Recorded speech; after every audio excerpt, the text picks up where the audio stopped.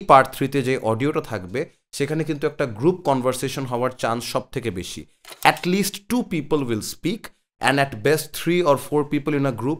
Listening exam দিতে বসলাম, but I don't know যে কোন লিসনিং পার্টে কোন টাইপের অডিও আসবে। That's exactly the kind of listening exam generally people যারা IELTS এক্সাম দেয়। সো ব্যাপারটা হচ্ছে IELTS লিসনিং 4টা পার্ট থাকে। 4টা পার্ট বলতে হচ্ছে these are 4 sets of 10 questions and এক একটা সেটের জন্য এক এক টাইপের অডিও প্রিপেয়ার্ড হয়। নাম্বার 1 যে অডিওটা থাকে সেখানে দুইজন কথোপকথন করে বা কনভারসেশন করে। জেনারেলি আপনি যদি কোনো একটা কল সেন্টারে ফোন করেন বা আপনার কোনো একটা সেলসের অর্ডারের জন্য কোনো রিসেপশনিস্ট বা ম্যানেজারের সাথে আপনি কথা বলেন, আপনাদের দুজনের মধ্যে ফোন কলে যে কনভারসেশনটা হবে সেই এরকম একটা কনভারসেশনই আপনি IELTS লিসনিং এর পার্ট 1 অডিওতে শুনতে পারবেন, যার উপরে বেস করে আপনি 10টার মতো কোয়েশ্চেনের অ্যান্সার্স দিবেন।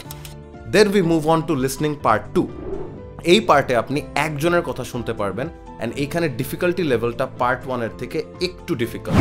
একটু বলতে খুব বেশি না, বাট এখানে যে জিনিসটা হবে সেটা হচ্ছে ওই একজন কোনো একটা ব্যাপারে আপনাকে জেনারেল ব্যাপারে ইনফরমেশন দিবে, যে ইনফরমেশনটা হতে পারে career oriented, education or anything related to this types of academics.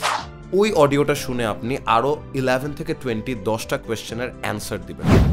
Then we move on to a more difficult level of IELTS listening, that is part 3, and এই part 3 তে যে অডিওটা থাকবে সেখানে কিন্তু একটা গ্রুপ কনভারসেশন হওয়ার চান্স সবথেকে বেশি। At least 2 people will speak and at best 3 or 4 people in a group। ওই কনভারসেশনটা আপনি আপনার হেডফোনে শুনে কোয়েশ্চেন পেপারের কোয়েশ্চেন নাম্বার 21 থেকে 30 অ্যাড্রেস করবেন, and after that you have your last 10 questions on the last audio set। এই অডিও সেটটাতে যেটা হবে that is only 1 person will speak, but কোনো একটা একাডেমিক ব্যাপারে হয়তো টানা লম্বা একটা কথা বলবে, যেখানে একজনই টানা কথা বলবে অ্যান্ড অনেক ইনফরমেশনস থাকবে যার মধ্যে থেকে আপনার কোয়েশ্চেন 31 থেকে 40 অ্যাড্রেস করতে হবে। সো এই যে টোটাল অ্যারাউন্ড 30 মিনিটসে আপনি 4টা অডিও শুনবেন, যে 4টা অডিওর উপরে বেস করে আপনি কোয়েশ্চেন 1 থেকে 40 অ্যাড্রেস করবেন।